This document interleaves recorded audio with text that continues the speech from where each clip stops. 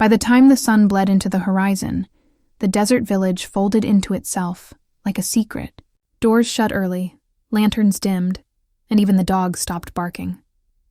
The villagers knew better than to linger in the streets after dark, for the palms beyond the mud brick walls whispered louder at night. Children, of course, were the only ones foolish enough to keep talking about it. They huddled in the courtyard of the oldest house, where the stone well stood.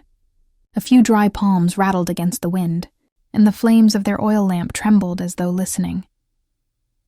"She climbs the tallest trees when the moon is full," said Yara, the baker's daughter, in a voice that was too low for comfort.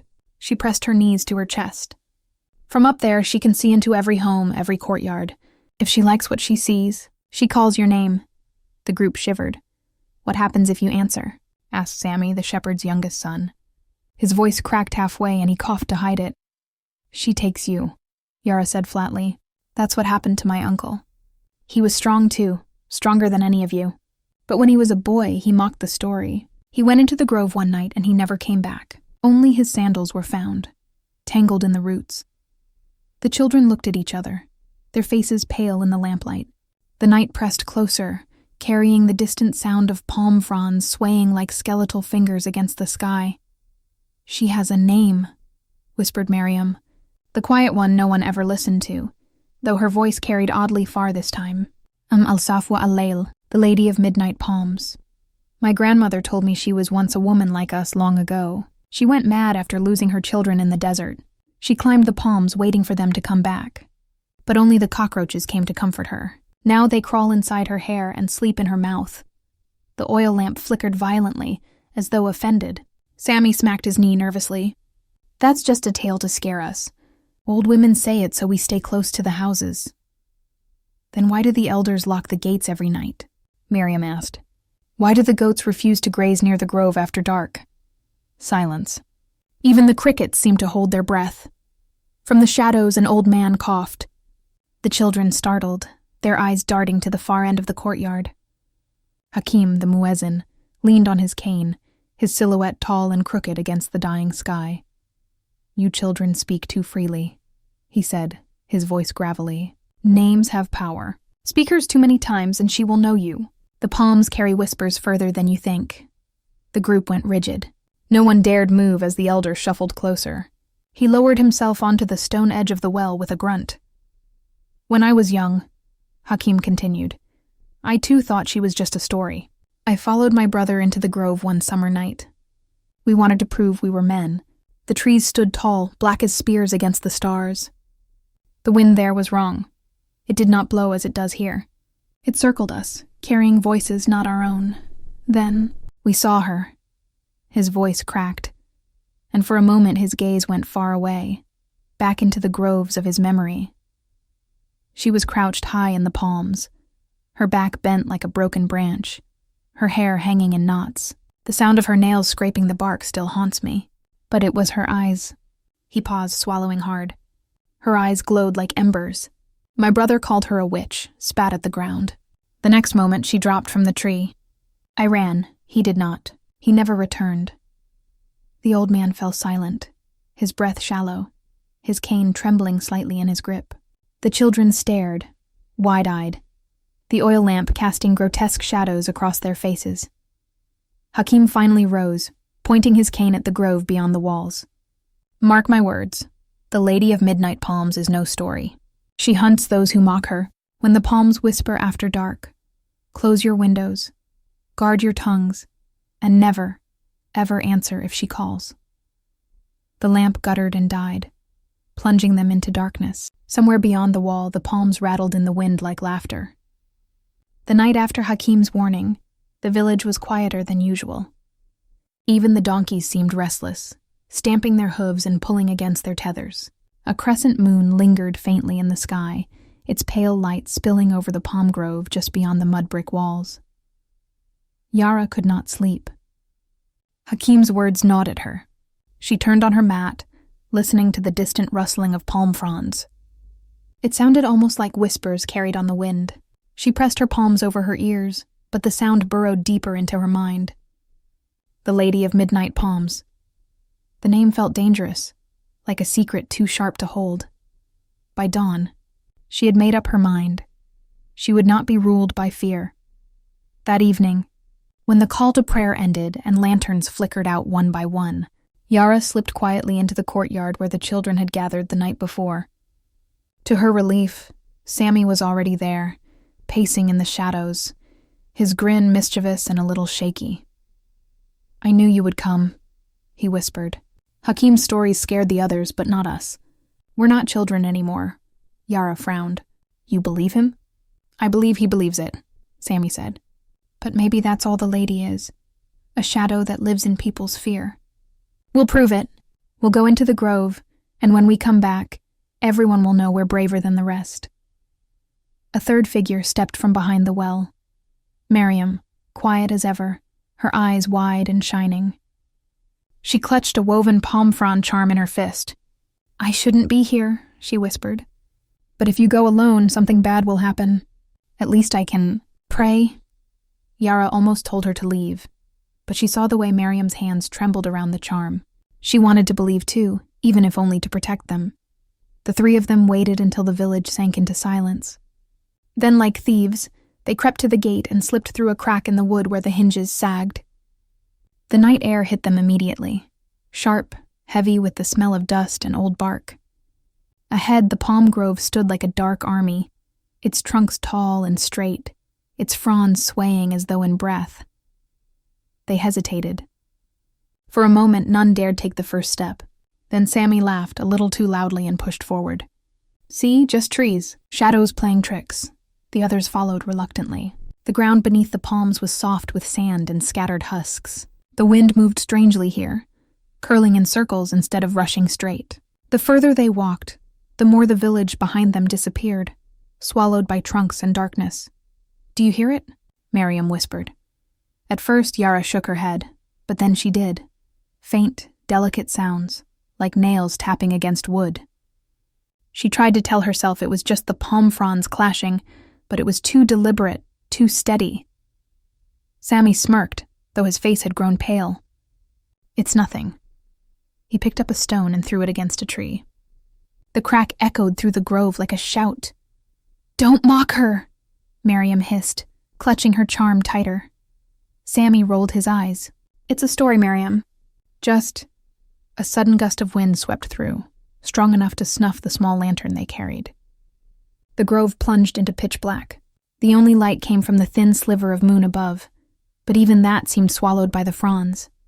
Something shifted high above them. Yara froze, every muscle in her body seizing. She thought she saw movement. A dark figure crouched between the fronds of a tall palm, its body bent and unnatural, its hair spilling downward like ropes. "Did you see?" she began, but her words died in her throat. The figure was gone. Miriam whimpered, tugging at their sleeves. "We shouldn't be here, please, we have to go back." Sammy forced a laugh, but it was weak, hollow. He held up the dead lantern like a shield. "We came to prove we're not afraid. If we run now, what will we tell them? That the wind scared us?" Yara opened her mouth to argue, but something else cut through the air. Faint, melodic, like a woman humming to herself. The sound floated between the trees, rising and falling with the sway of the palms. The three of them stood rooted, their skin prickling, their breaths shallow. The song was beautiful and terrible all at once, pulling at their ears, tugging at their hearts. "She's calling," Miriam whispered, her voice cracked with terror. "Don't answer. Whatever you do, don't answer." But the melody grew louder, circling them like invisible hands. Yara's lips parted against her will, as if a word was forcing its way up her throat, her own name, whispered on the wind. The sound wrapped around them like smoke.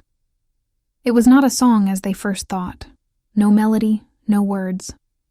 It was closer to a murmur, a lullaby broken into fragments, as though someone far away was singing through a mouth filled with dust. The palms swayed in unison, creaking and whispering as though answering. Yara pressed her hands to her ears. Still the sound slipped through, curling into her skull. It didn't matter if she blocked it. The voice seemed to live in the marrow of her bones. Her chest tightened and she realized, horrified, that her lips were moving, shaping her own name. Yara. The whisper was clear now. It came from above, then from behind, then everywhere at once. The Lady of Midnight Palms was calling her, with a voice as soft as a mother's, as patient as a snake waiting in the dark. "Don't," Miriam hissed, yanking her sleeve. "Don't speak back. If you answer, she'll take you." But Yara's throat burned with the urge to reply, to let the name escape, to surrender. She bit down hard on her tongue, tasting blood. Sammy, meanwhile, tried to laugh, though his voice wavered. "It's just wind." His words died. The whisper shifted, curling now into his ears. "Sammy." He stiffened, his shoulders trembling. "Did you hear that? Don't listen," Miriam begged, clutching the charm at her neck until her knuckles went white. "She chooses one at a time. If you answer, you're hers. Do you understand?" But Sammy looked around wildly, his bravado shattering. "It said my name. It said my name." The palms rattled harder, though the air was still. Something heavy scraped against bark high above. All three of them snapped their heads upward. There. A shadow clung to the trunk of the tallest tree. At first it looked like a heap of rags caught in the branches. Then it moved, unfurling with a terrible grace. Long limbs bent at the wrong angles, nails carving pale trails into the bark as it climbed. Its hair hung in black ropes that writhed with the crawling shimmer of hundreds of insects. And the eyes, two burning coals, bright and unblinking, fixed on them. Yara's breath caught in her throat. The figure crouched, its spine curving like a bow. She could see its chest rise and fall, hear the guttural hum behind its teeth. The air smelled suddenly of rot and damp earth, of something long buried. "Run," Miriam whispered. But her voice was no louder than the rustle of leaves. Sammy took a step back, but his heel struck a root, and he nearly fell. He was pale as bone, his eyes wide and glassy. The voice called again, louder now, almost playful. "Sammy!" That was when the cockroaches came. They poured down the trunk in a black river, their shells glinting in the moonlight, their legs clicking in unison. They hit the sand in a wave, scattering across the grove, circling the children. The sound of them was deafening.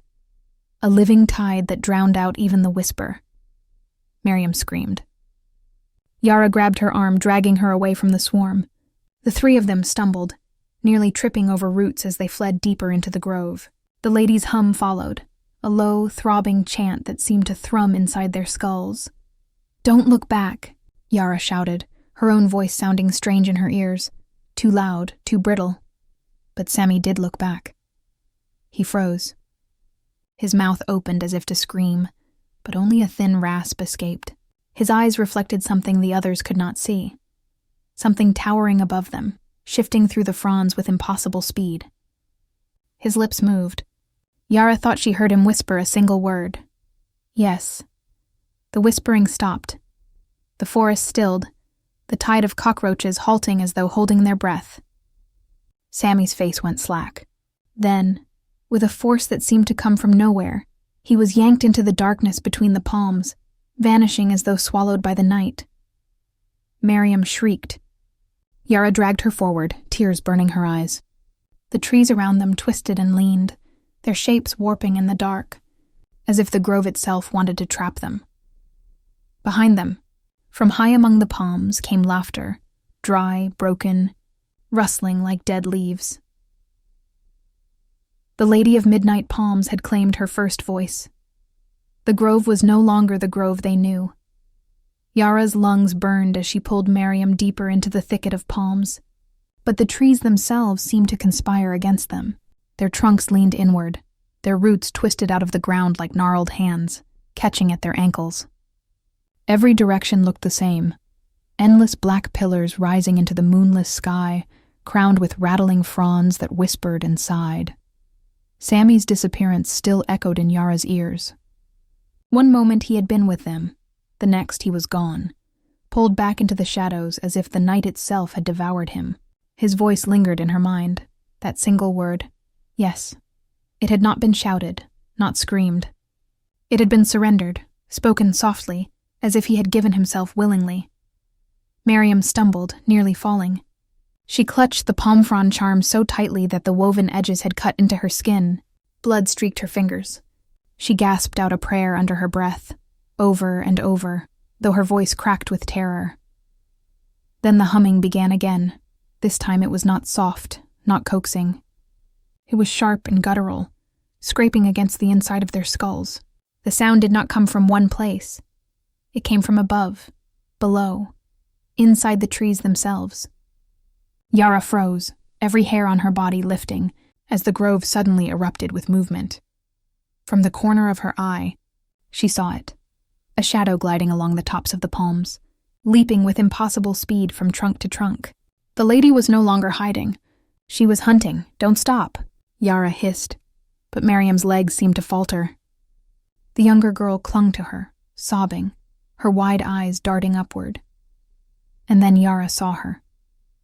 The Lady of Midnight Palms crouched high on a trunk just a few steps ahead, her body clinging to the bark like an enormous insect. Her limbs were long, unnaturally thin, bent at sharp angles that seemed to creak as she moved. Her skin was the color of pale clay, cracked and dry, flaking at the joints. Her hair hung in tangled ropes that writhed and twitched with the movement of cockroaches crawling through them. Dozens of the insects skittered across her body, disappearing into her ragged clothes, then re-emerging in restless waves. But it was her face that froze Yara's breath. The lady's mouth stretched too wide, split at the corners as though it had torn long ago and never healed. Her lips were blackened, cracked, and when she smiled, the light of the moon glinted off rows of teeth that seemed more like shards of bone than human teeth. Her eyes glowed faintly, like embers buried in ash, staring unblinking at the two girls below. And then slowly she tilted her head, a sharp jerking motion, like the snapping of a dead branch. Miriam's voice broke into a scream. The sound shattered through the grove, and the lady moved. She did not climb down. She fell. Her body dropped from the palm trunk with an unnatural swiftness, hitting the ground on all fours, her limbs bending wrong, like a spider landing from a leap. The cockroaches cascaded with her, a living shroud that fanned out across the sand. Yara pulled Miriam back, her heart hammering against her ribs so violently she thought it might burst. But her legs felt heavy, the sand clinging, the air pressing down. The lady began to crawl forward, her long nails dragging furrows in the soil, her mouth opening wider, wider, until Yara swore it might split her face apart entirely. The humming turned to words now, though they were broken, wheezing things. "Children, stay." The voice was layered, like 2 or 3 voices speaking at once, one low and guttural, one high and rasping. It seemed to come not only from her mouth, but from the swarming cockroaches around her. Yara and Miriam stumbled back, their eyes locked on the figure. Yara's throat ached with the urge to scream, but her voice stuck like stone. She grabbed Miriam's wrist and yanked, forcing her to run. The lady did not chase at first.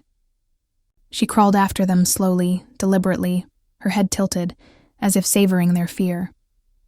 Each step she took made the grove twist further, the trees seeming taller, their shadows stretching longer, their roots reaching like fingers.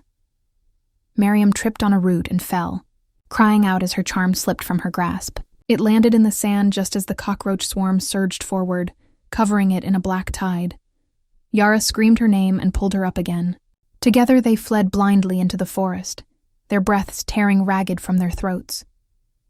Behind them came the sound of the lady's laughter, dry, cracking, like dead leaves crushed beneath a hand. It chased them through the grove, promising that this was only the beginning. Yara and Miriam ran until their lungs were fire, until their legs felt carved from stone, yet still the palms closed around them like prison bars. The laughter of the lady drifted through the air, faint now, but never gone. It was everywhere and nowhere, echoing without echo, as though the grove itself carried her voice. Finally, they stumbled into a clearing where moonlight spilled freely. For a moment, Yara thought they had reached the edge of the grove, but no. The walls of palm still surrounded them, tall and merciless, their fronds trembling as though breathing. Miriam collapsed to her knees, sobbing. "We'll never get out," she gasped.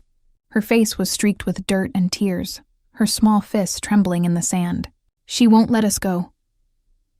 Yara wanted to argue, to tell her they would find a way, but her own chest ached with the same despair. Her throat was dry, her mind thick with the memory of Sammy's blank eyes. She swallowed hard and forced her voice steady. "We can't stop. If we stop, she'll—" A sharp crack split the air. Both girls spun around.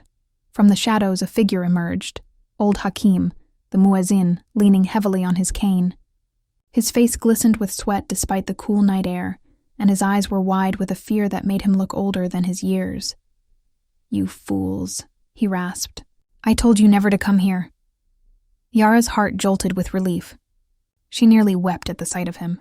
"Hakim! You have to help us. She's here, she's chasing us." But Hakim's face darkened. He raised his cane like a weapon, pointing past them into the darkness of the palms. "Do not speak of her so loudly.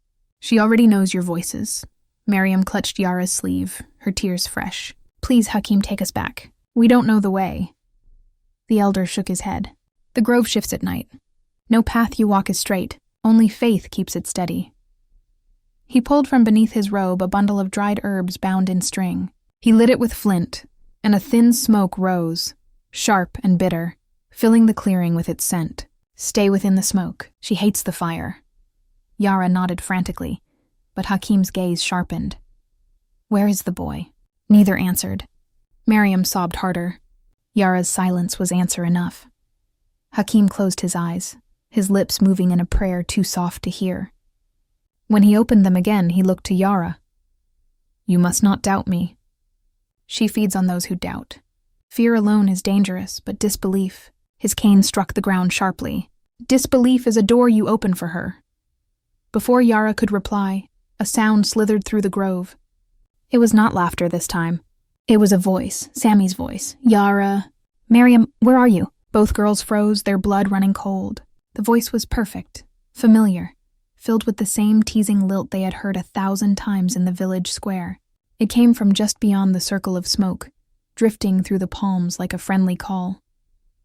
Miriam lurched forward instinctively, her face lighting with desperate hope. "Sammy!" Hakim's cane shot out, blocking her path. "That is not him," the old man snapped.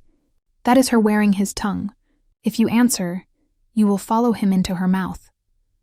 But the voice came again, closer now, pleading. "Please, I'm hurt. Don't leave me." Miriam trembled violently, tears spilling down her cheeks. "What if it's really him?" she whispered. "What if he's alive?" "It is not him," Hakim barked, his voice cracking.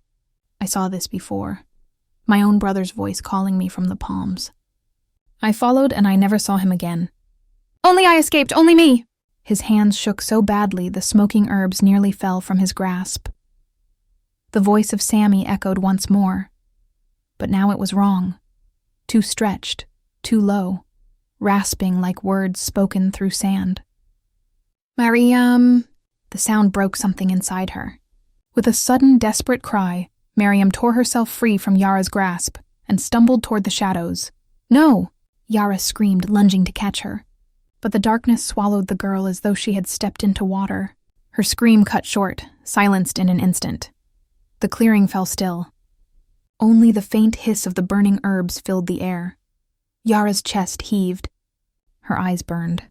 Hakim laid a trembling hand on her shoulder, his face heavy with grief. "It is too late for her," he whispered. "Pray she is taken swiftly." He looked up into the swaying crowns of the palms. "But the lady is not finished. She will not rest until she has claimed you too." And then, as if to answer him, the grove erupted with sound. The same laughter, dry and splintered, but louder now, circling them from every direction. Lady of Midnight Palms was closing in. The laughter rose until it seemed the very trunks of the palms were splitting with the sound. Yara clutched Hakim's sleeve as the smoke from his herbs guttered low, its protective circle shrinking. She could feel the air tighten, pressing against her chest, filling with the smell of rot and damp sand. Every shadow seemed alive. Every tree seemed to lean closer. "She knows where we are," Hakim rasped, gripping his cane until his knuckles blanched. "We must move, child. If we stay still, she will close her hand around us." Yara wanted to scream that she couldn't. Her legs trembled, her heart pounded so violently she thought her ribs might crack. But then the humming started again. That awful, broken lullaby, curling through the grove like smoke. It was closer now. Too close. Hakim seized her wrist and pulled her forward. Run! They plunged into the forest. The palms seemed endless, their trunks repeating like a mirror maze. Yara tried to keep her eyes on Hakim's broad back, but the shifting shadows tugged at her gaze. Every time she blinked, the grove looked different. Trunks leaning where they hadn't before, roots shifting in the sand like snakes. Behind them, the lady gave chase. At first, Yara only heard her. The scrape of nails across bark, the rustle of hundreds of skittering legs. But then came the thuds, the sickening sound of something heavy dropping from tree to tree. She risked a glance back, and wished she hadn't. The lady moved like no living thing should. She vaulted from trunk to trunk, her body bending and snapping, sometimes crawling on all fours, sometimes swinging with her arms like an ape. Her rags fluttered as if alive, and her hair streamed behind her, crawling with insects that poured down into the sand. Her eyes never left them. Yara gasped and stumbled, nearly falling into a pit of roots. Hakim hauled her up, though his own breath came ragged, his face slick with sweat. He muttered prayers between gasps, each word swallowed by the growing noise behind them. She is playing with us, he wheezed, like a hawk circles its prey before the strike. She wants the fear ripe. The thought made Yara's stomach twist. They were not just running, they were being seasoned. The humming stopped suddenly. The silence was worse. Yara's breath sounded too loud in her own ears. Her heartbeat thundered. Every footstep echoed. She dared to hope the lady had lost them, until the palms ahead shifted. The trunks bent inward, closing like ribs, blocking the path. The grove itself was alive, reshaping to herd them. Hakim cursed under his breath and pulled Yara sharply to the right. But the palms there also leaned, their shadows stretching unnaturally long, twisting like ropes across the ground. No matter which direction they turned, the forest bent to guide them deeper, deeper, toward the heart. She's driving us, Hakim gasped, like goats to slaughter. A shriek cut the night. Not human, not animal, but something between. The sound rattled the branches above and sent a shock through Yara's bones. She screamed without meaning to, stumbling again. This time she felt claws scrape her shoulder. Just a touch. A brush of nails long enough to draw blood. She jerked forward, pain searing her skin. Hakim swung his cane wildly behind him, striking only air. Go! He roared. Don't look back. They ran again, faster, though Yara's vision blurred with tears. Her chest burned, her legs screamed, but she forced herself on.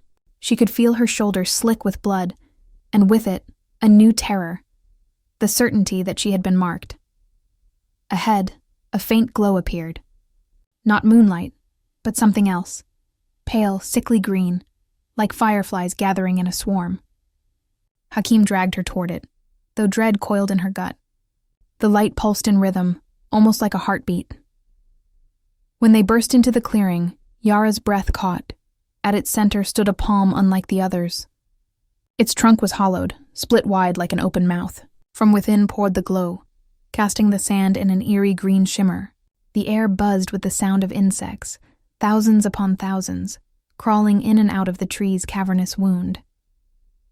Hakim stopped dead, his cane trembling in his grip. His face drained of color.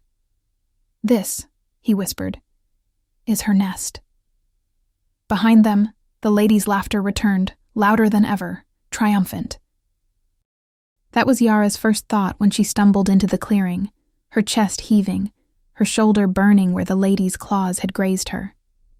The hollow palm at the center of the clearing pulsed faintly, the sickly green glow spilling out in slow waves, as if the tree itself inhaled and exhaled. The sound of insects grew louder the closer she stepped, a restless tide of legs and wings shifting inside the trunk's wound. Hakim's hand clamped on her arm, holding her back. His voice was hoarse, ragged with dread. Don't go near it. That tree. It's not wood anymore. It's her body. Her heart. Before Yara could reply, the laughter crashed over them again.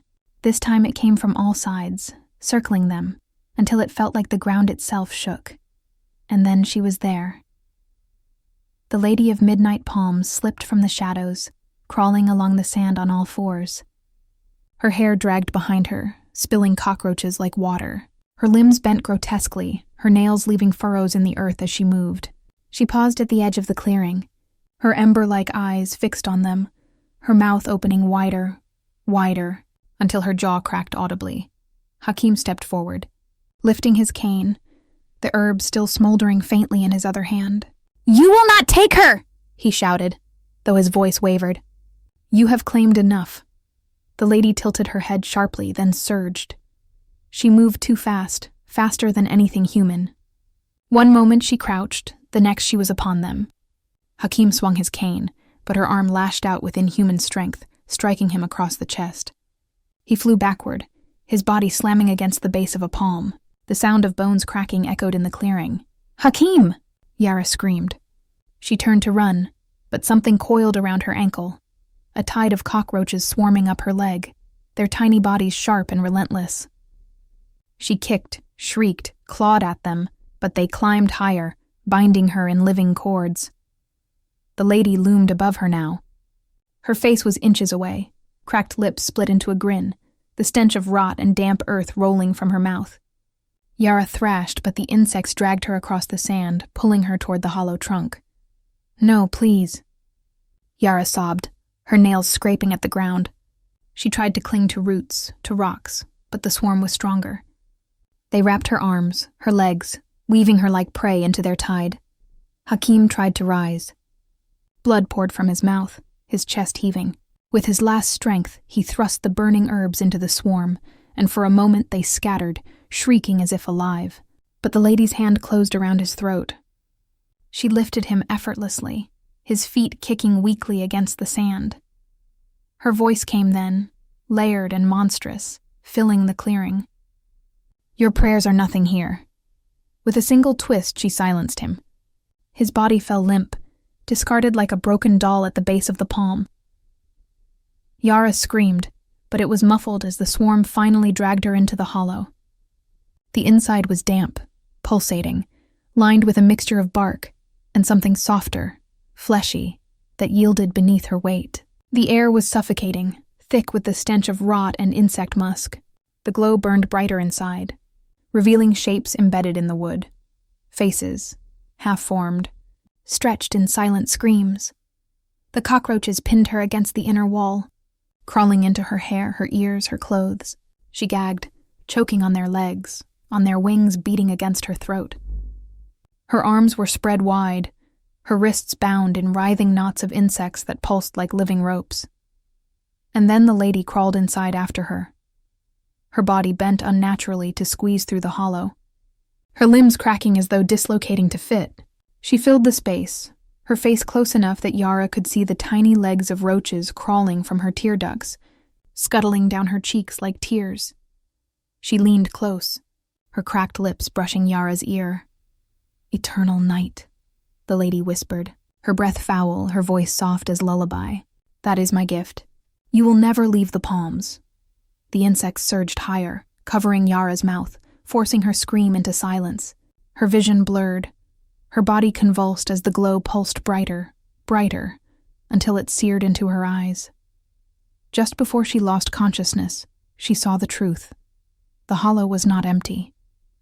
Others were here, dozens of them. Half-buried faces, rotted hands, empty sockets staring. Children, men, women, all swallowed by the lady, their voices trapped in the tree. And now she was joining them. Boom, boom, boom. Yara stirred from blackness to the rhythm pulsing through the hollow tree, a glow pressing against her closed eyelids. She opened her eyes slowly, and wished she hadn't.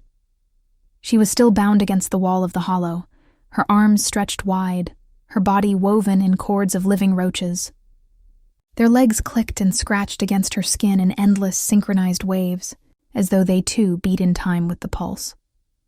The glow had grown stronger, searing green, illuminating the cavern like a lantern. It came not just from the wood, but from strange shapes carved into the sand floor, spirals, jagged lines, and sigils that seemed to writhe like living veins. The swarm of insects formed and reformed across them, filling the grooves until the symbols themselves appeared to shimmer and breathe. At the center of the hollow, the lady stood. Her form was clearer here than it had ever been outside. Her tattered robes trailed behind her like shredded wings, her limbs bent in impossible directions, elongated, more insect than human. Her hair spilled endlessly, a curtain of black crawling with life. And her face, it shifted like sand, features flickering between beauty and ruin, as if she wore stolen visages of those who had fallen before her. In her hands, she held a bowl woven from palm fronds, but it dripped not water, only black ichor, thick and shining. She raised it high, her voice spilling out in a language that made Yara's bones ache. The air grew heavier. The symbols in the sand flared, burning green. The palms outside groaned, their trunks bending inward as though bowing to her command. Yara tried to scream, to thrash, but her voice was gone. The roaches clogged her throat, her cries reduced to wet, muffled gasps. She shook her head violently, tears streaming, but the insects only tightened their hold, digging deeper into her clothes, her flesh. The lady lowered the bowl to the ground, and with her clawed fingers she traced its contents into new symbols. Each mark hissed, the black liquid steaming as it touched sand. Where it landed, small figures writhed to life. Tiny insects, thousands of them, birthing instantly, swelling the swarm until the walls of the hollow seemed alive. Eternal night, the lady intoned, her voice doubling, tripling, as if 100 mouths spoke with her. The sun shall not pierce my grove. The children shall feed me. The trees shall drink their breath. She turned her burning gaze toward Yara. At once, the swarm shifted. The cords binding Yara twisted her downward, dragging her into the center of the ritual circle. Her body hit the sand hard, knocking what little breath she had left. She lay there, surrounded by living sigils that pulsed brighter with every beat of her heart. The lady knelt beside her, one clawed hand stroking Yara's face. The touch burned like acid, leaving trails of fire on her skin. "You mocked the palms," the lady whispered, her lips brushing Yara's ear. "You laughed where you should have feared. You thought me a story." She tilted her head sharply, her neck cracking. Her smile widened until it split, her mouth stretching ear to ear, filled with darkness that seemed bottomless. "You are the story now." With that, she pressed her hand over Yara's chest. Yara convulsed. The glow surged into her body, flooding her veins with fire. Her vision splintered, images slamming into her mind. Children being dragged into the grove, faces twisting into bark, screams buried under the roots. She saw Hakim's broken body, his soul already being devoured by the tree. She saw herself, her face hollow-eyed, skin pale, standing among the swarm, whispering lullabies to the next fool who wandered too close. The symbols around her blazed white-hot. The ground itself seemed to open beneath her, sand giving way to blackness, a pit filled with crawling limbs and teeth. The laughter returned, filling her skull until she thought it would split her mind apart. "No." She managed to choke, her voice raw, her throat bleeding from the effort. "Please," the lady leaned closer. For the first time, her voice softened, almost tender. "Hush, child. The palms are eternal. You are mine." The insects swarmed her face, flooding her mouth, her nose, her ears. Darkness crushed in again, thicker than sleep, heavier than death. And as her consciousness slipped, she heard the last sound she thought she would ever hear, 1,000 voices, whispering together from the hollow walls, the trapped souls of all who had come before. "Join us." Yara lay sprawled in the center of the ritual circle, her body trembling, half consumed by the tide of roaches. The symbols glowed beneath her skin, burning lines across her arms, her chest, as though she herself were becoming part of the grove. Her breath was shallow, each inhale thick with the taste of rot and sand. The lady stood above her, triumphant, arms spread wide as the palms outside bent low, bowing. Her voice rose again in that terrible chant, layered and inhuman, calling the grove to seal itself forever. Yara knew she had seconds before she was nothing more than another face carved into the tree. And then, a sound. soft at first, barely audible over the lady's chant, but rising, steady, a low, pained groan. Her eyes snapped toward the edge of the hollow. Hakim. He was not dead. Broken, yes. His chest twisted, his breath shallow and wet, but alive. Somehow alive. His bloodied hand crawled across the sand, clutching at something that glittered faintly in the glow. Yara's heart lurched. The talisman. She remembered seeing it before, a woven charm of palm fronds and beads, carried by elders on long journeys. He must have hidden it beneath his robes. Now he dragged it toward her, inch by inch, each movement racking his body with pain. The lady did not notice. She was lost in her ritual, her voice vibrating the very air, her gaze fixed upward toward the crown of the palms. Yara. Hakim's voice was ragged, little more than a breath. Take it. The swarm binding her hesitated, shifting uneasily, as though sensing the charm's presence. Their grip loosened, just enough. Yara summoned every shred of strength left in her body. She reached across the sand, fingers straining. The talisman lay inches away. Hakim's blood smeared across its surface. The lady's head snapped down suddenly. Her ember eyes flared. No, her arm shot out, claws stretching toward Yara's throat. But Yara's fingers closed around the talisman. A burst of heat shot through her palm, not burning but searing with light. The symbols on the ground flickered. The roaches shrieked, scattering in a wave of black wings. The lady screamed, a sound so piercing it split Yara's skull, and staggered backward as the glow from the talisman burned against her skin like fire. Yara stumbled to her feet, clutching the charm to her chest. Her body shook violently, but she raised it high, the way Hakim had tried with his herbs. The light spread, spilling across the hollow, washing over the walls of wood and faces. For a moment, Yara felt every soul imprisoned there. Their voices flooded her mind, begging, wailing, whispering. Some reached toward her with hollow eyes, others recoiled as if afraid of freedom. The lady thrashed, her body contorting, limbs snapping, her hair writhing like a nest of snakes. "No, she is mine!" she shrieked, lunging at Yara. But the light drove her back, blistering her skin, peeling it away in strips that writhed into swarms before scattering into the sand. She screamed again, voice cracking into 100 different pitches, until it sounded less like a woman and more like the forest itself splitting apart. The hollow trembled. The palms outside groaned, branches snapping, roots tearing from the earth. Yara stumbled toward the opening, clutching the charm with all her might. "Hakim!" she cried. "Come!" But Hakim did not rise. His eyes found hers, glassy with pain. He shook his head faintly. "My time is gone," he whispered. "But you must carry it now." Tears blurred her vision. She tried to run back for him, but the lady's scream shattered the hollow, sending shards of bark and writhing limbs crashing around them. The talisman pulled at her, dragging her forward like a rope of light, guiding her through the chaos. Hakim's voice was the last thing she heard before the world cracked open. "Do not look back." She burst from the hollow into the night air. The grove was collapsing, palms splitting, roots twisting as though in agony. The lady's form flailed among the wreckage, her body unraveling into a storm of insects. They surged toward Yara in a final wave, but the talisman flared once more, sending them scattering into the wind like ash.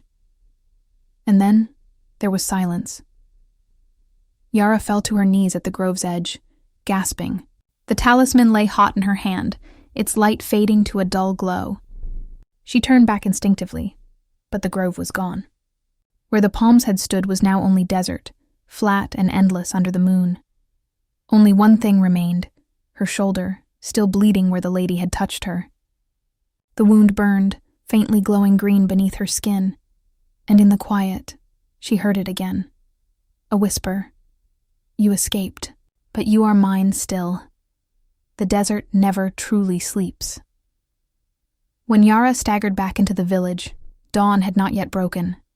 A faint grayness touched the horizon, but the stars still clung to the sky like cold eyes.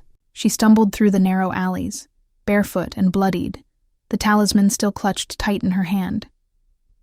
Doors opened. Faces peered out. Whispers rose, a wave of gasps and murmurs as the villagers saw her state. She returned. Alone. By the palms, what happened? No one touched her at first. No one dared. Her hair was wild, streaked with sand and crawling things she had not noticed. Her shoulder bled through her torn dress, a wound glowing faintly in the half-light. Her eyes were hollow, wide, as though she had seen the end of the world and come back unwillingly.